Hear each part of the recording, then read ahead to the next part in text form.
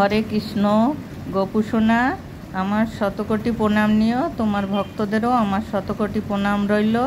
তোমার ভক্তদের কাছে আমি একটা গল্প বলবো। গল্পটা যদি শুনে ভালো লাগে তাহলে একটা লাইক অন্তত যেন করে দেয়, আর একটা সাবস্ক্রাইব করে দেয়। যদি আমার নতুন চ্যানেলে যদি নতুন হয় তবে যেন একটা সাবস্ক্রাইব করে দেয়, আমার অনুরোধ রইল। মানে একটা লাইক করলে কি হয়, কতটুকু একটা চাপ দিতেই তো হয়, তো কোনো আঙুলেও লাগে না, পয়সাও লাগে না। একটুখানি আমার অনুরোধ রইল, আমার অনুরোধটা রেখো। তাই আমি গল্প বলছি, একটা মেয়ের গল্প। একটা মেয়ে আর তার মা মেয়েটা যখন হয়েছে একেবারেই ছোট, সেই অবস্থায় বাবার সঙ্গে ছাড়াছাড়ি হয়ে যায় মা খুবই ভালো, কিন্তু বাবাটা ভালো ছিল না। তাই বাবা ছেড়ে দিল। তখন কি করবে তখন সে কোনো উপায় না পেয়ে বাপের বাড়ি মেয়েকে নিয়ে বাপের বাড়ি চলে আসলো। বাপের বাড়ি এসে সেখানে বসে কিছুদিন তো থাকলো, কিন্তু এমনি বসে সারা জীবন কি কাটবে? মেয়ের একটা ভবিষ্যৎ আছে, নিজেরও একটা ভবিষ্যৎ আছে। এদিকে বাপের বাড়িও যে খুব ভালো তাও না, ভাইরা খেটে খায়। তাই তখন কি করবে? তখন হয়তো কেউ বলেছে যে তুমি এক কাজ করো, এই বয়সে নতুন বয়সে হয়তো একটা বিয়েও করতে বলেছে। না, আমি বিয়ে আর করবো না, আমার মেয়েকে মানুষ করব, আর আমি নিজে কর্ম করে খাবো, সেটাই আমার ঠিক আছে। তখন সে যোগাযোগ করে একটা আয়ার কাজ ধরে নিলে সেই আয়ার কাজ করে, আর মেয়েটা মামার বাড়ি থাকে, ওখানে পয়সা টয়সা দেয়, মামারা মানুষ করতে করতে বেশ একটু বড় হয়েছে। তারপরে আর মা এখন ওই বছরে একবার করে আসে মেয়ের কাছে, আর মামারা ভালোই দেখে, মামারা খুবই ভালো, গরিব হলেও খুব ভালো, মেয়েকে ভালোই যত্নে রাখে। আর মেয়েটাকে তারপরে একটু বড় হয়েছে, তখন আর কি মেয়েটাকে বিয়ে দেবে এখন।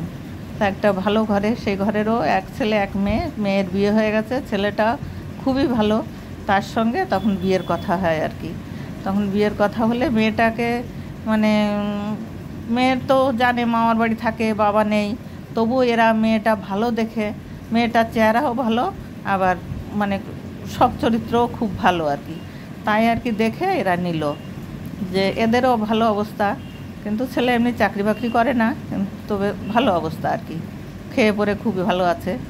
তখন আর কি করবে, তখন বিয়ে হয়ে গেল। বিয়ে হলে এখন সংসার করছে। এখন ওই মা প্রত্যেক বছর আসে, আর ওই এসে মেয়েকে একটা জিনিস দিয়ে যায়, কোনো সময় পয়সা দিয়ে গেল কিছু, যে নে তোরা ঘুরতে যাস। মা খুবই ভালো, আর বলে আমার মেয়ে ছাড়া তো নেই কিছু, তা মেয়েকেই তো আমার করতে হবে। তাই সে মেয়েকে নিয়েই তারই মেয়েটা খুবই ভালো, সাংসারিক মেয়ে। তারও এখন একটা মেয়ে হয়েছে, মেয়েটা এখন স্কুলে ভর্তি করেছে। মেয়েটাও ছোট এখনও, তাই মেয়েটাকে বলছে মেয়েটাকে মানুষ করতে হবে।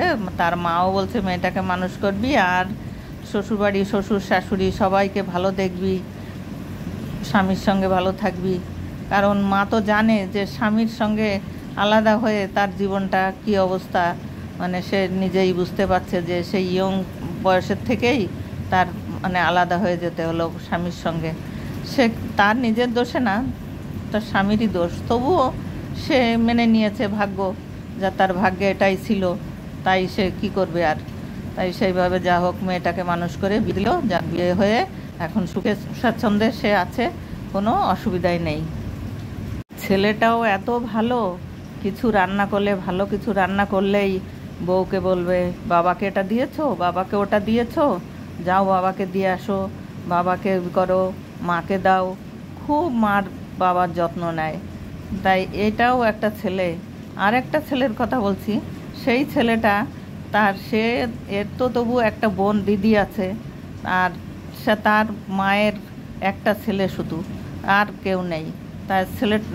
তারও বাবা ছোটোবেলায় মারা গেছে, একে তো তাড়িয়ে দিয়েছিল, আর এর বাবা মারা গেছে। তখন মা এই লোকের বাড়ি কাজকর্ম করে খেয়ে ছেলেটাকে মানুষ করেছে, মানুষ টানুষ করে বড় হয়েছে। তখন ছেলেটা এখন কাজকর্ম করে, এখন ভালোই আছে। তারপরে বলেছে বাবা তুই এখন আমারও তো বয়স হয়ে গেছে, তুই একটা বিয়ে কর।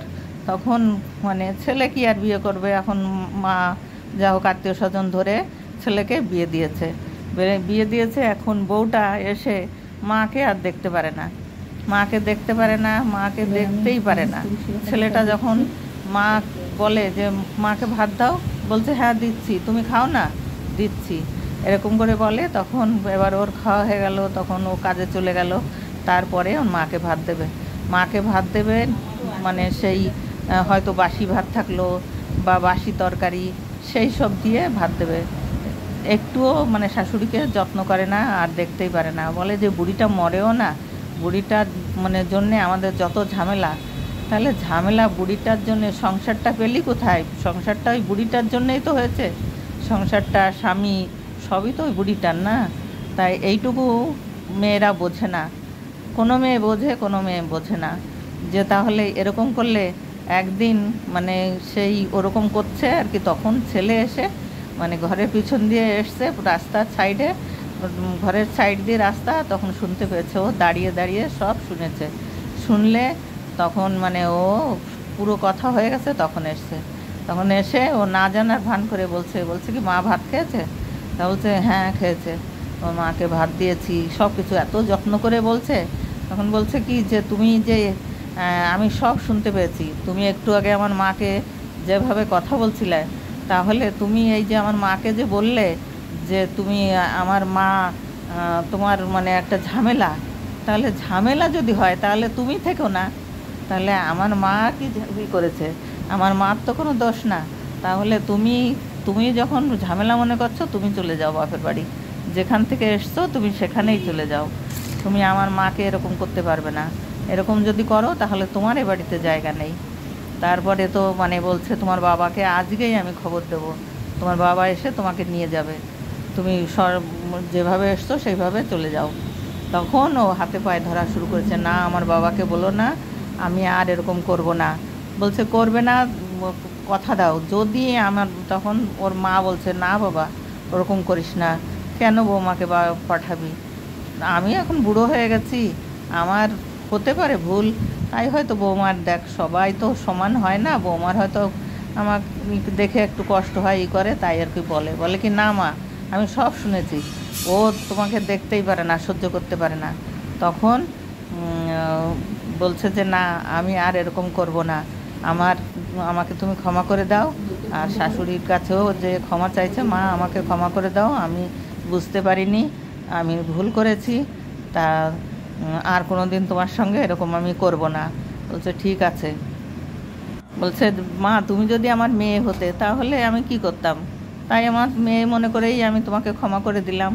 তা মা এরকম করতে নাই, তোমারও তো মা বাবা আছে, তাহলে তোমার মা বাবাও তো, তোমার ভাই আছে বিয়ে দেবে, তখন সে কোনো একটা মেয়ে আসবে, তাহলে সে এসেও তো তোমার মা বাবার সঙ্গে এরকম যদি ব্যবহার করে, তখন তোমার তো দুঃখ লাগবে না?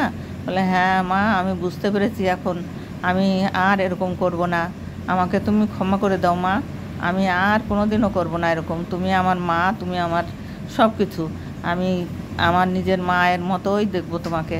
বলছে ঠিক আছে মা, তুমি আর কোনো দিন এরকম করো না, তুমি আমার মেয়ের মতন তুমি। তাই লক্ষ্মী মেয়েও আছে, অলক্ষ্মী মেয়েও আছে ঘরে। আর যদি ভালো করতে গেলে সবাইকে সমান হতে হয়। সবার তো অল্প বয়সের মেয়ে, তাদের বুদ্ধি কম থাকতে পারে, কিন্তু নিজেরা বুঝে তাকে বুঝিয়ে মানুষ করলে ঠিক মানুষ হয়ে যায়। তাই এই বুড়িটাও এত ভালো, তাই বুড়িটা মেয়েটাকে এইভাবে মানিয়ে নিয়ে তারপরে সংসারটা আবার সুখের হলো। তখন ও মেয়েটা সুখে স্বচ্ছন্দে সংসার করা শুরু করলো।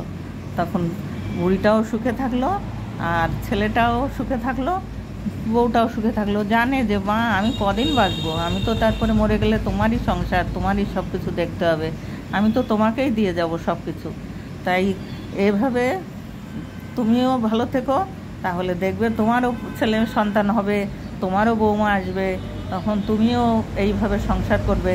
তোমার বৌমা এসে তোমার সঙ্গে যে যত্ন করবে, যে যা কর্ম করে ঠিক সেটাই সে পরে ফেরত পায়। তাই তুমি ভালো করলে তোমার কপালেও ভালো হবে।